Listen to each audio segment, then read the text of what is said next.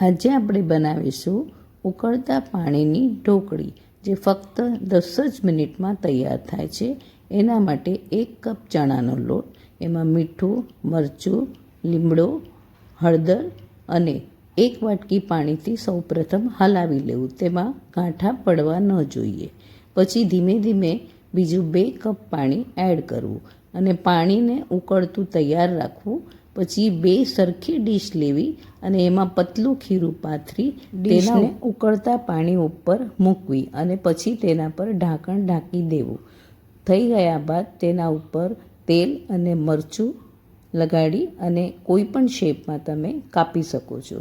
આના માટે કોઈ સ્પેશિયલ અલગ શેપ કરવાની જરૂર નથી. ખૂબ જ સ્વાદિષ્ટ બને છે. એક ડીશ તૈયાર થઈ ગયા પછી બીજી ડીશ મૂકી દેવી. ફક્ત 20 સેકન્ડ લાગે એક ડીશને તૈયાર થતાં. જો તમને સમય હોય તો તમે આનામાં સ્ટફિંગ પણ કરી શકો.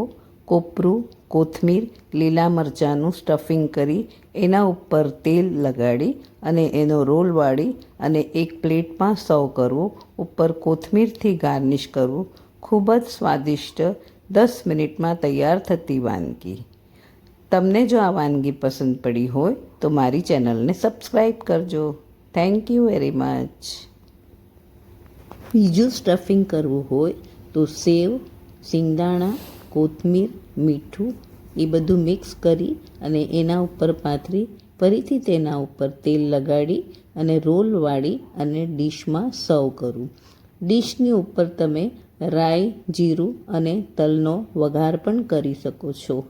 ખૂબ જ સ્વાદિષ્ટ એવી વાનગી ઉકળતા પાણીની ઢોકળી.